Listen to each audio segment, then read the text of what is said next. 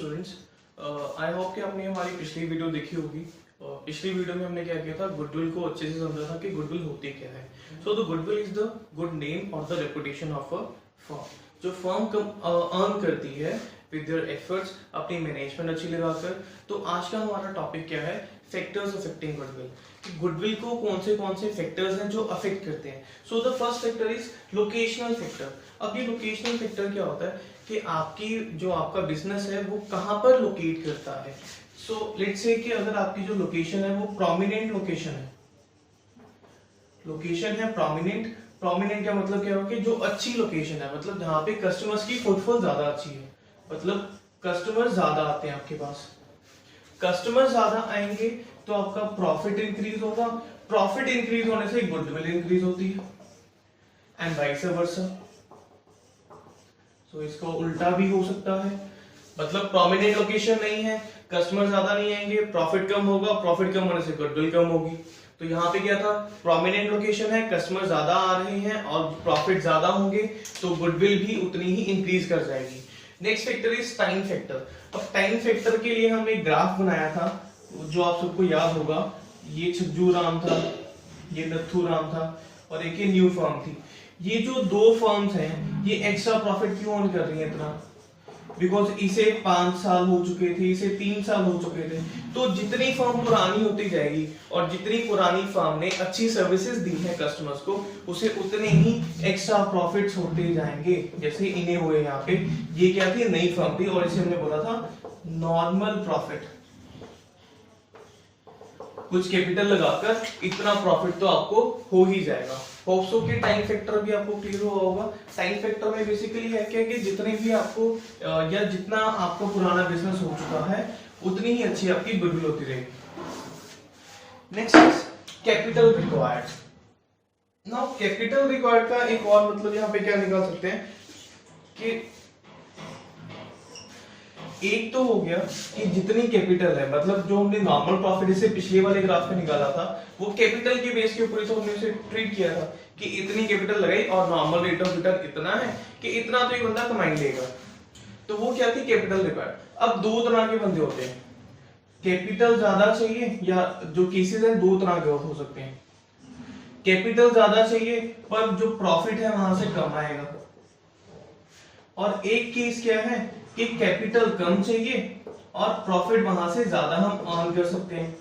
तो ये वाला जो बिजनेस है हम इसके ऊपर जाएंगे जहां पे हमें पूंजी कम लगानी पड़ेगी, जो इन्वेस्टमेंट है वो कम करनी पड़ेगी और प्रॉफिट हमें ज्यादा होगा। तो कैपिटल रिक्वायर्ड वाला फैक्टर भी क्लियर हुआ कि कैपिटल कितनी चाहिए और उसके साथ आपकी जो प्रॉफिट की रेशियो है वो कितनी होगी, तो उससे आपकी गुडविल अफेक्ट हो सकती है। Next is trend of profit. Now what is mean by the trend. Trend का मतलब क्या हुआ कि एक स्लोप चलती है प्रॉफिट की जो कि ऐसे इंक्रीज होती है। तो अगर तो आपका प्रॉफिट इंक्रीज हो रहा है, मींस प्रॉफिट ईयरली इंक्रीज हो रहा है, ईयर बाय ईयर आपका जो प्रॉफिट है वो इंक्रीज हो रहा है, तो आपकी गुडविल भी इंक्रीज होगी। एंड वाइस वर्सा, अगर प्रॉफिट डिक्रीज होगा तो गुडविल भी डिक्रीज होगी। 4 point clear. Next is efficiency of management.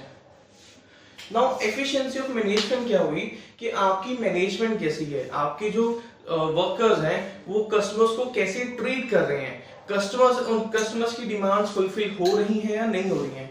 तो आपकी जो एफिशिएंसी है मैनेजमेंट की, मतलब वो रिसोर्स कम कितना वेस्ट कर रहे हैं, रिसोर्सेज कितने अच्छे से यूटिलाइज कर रहे हैं,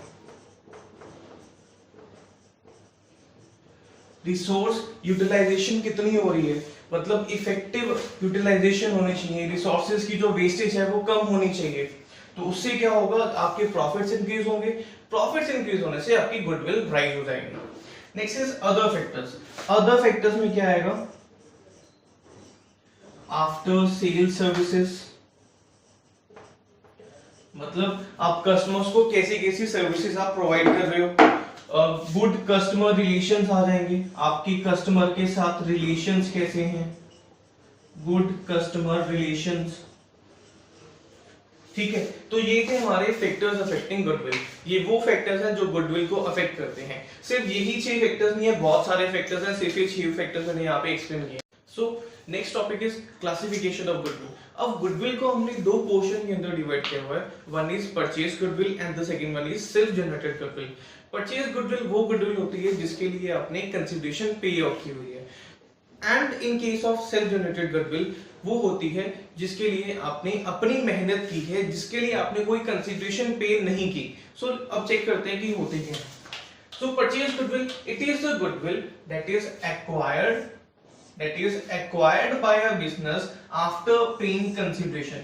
मतलब जिसके लिए आपने कुछ पैसा दिया है, मतलब कुछ कंसिडरेशन दी है, या तो वो कैश भी हो सकता है और इन काइंड भी हो सकती है, मतलब कैश है, कैश की जगह कुछ और in case of self generated goodwill it is internally generated, जो आपने खुद बनाई है, which arises due to continued hard work of organization its quality products।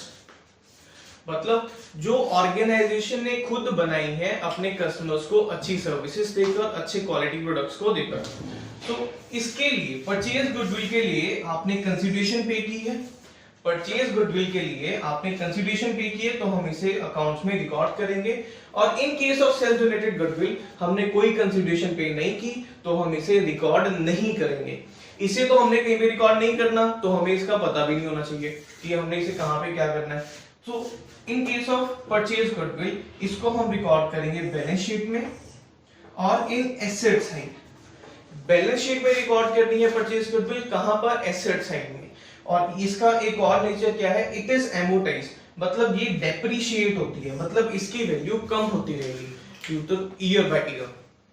सो आज के लिए इतना ही। नेक्स्ट वीडियो में हम करेंगे methods of valuation of goodwill, और वहां से आपका प्रैक्टिकल पॉइंट ऑफ व्यू से ये चैप्टर स्टार्ट हो जाएगा।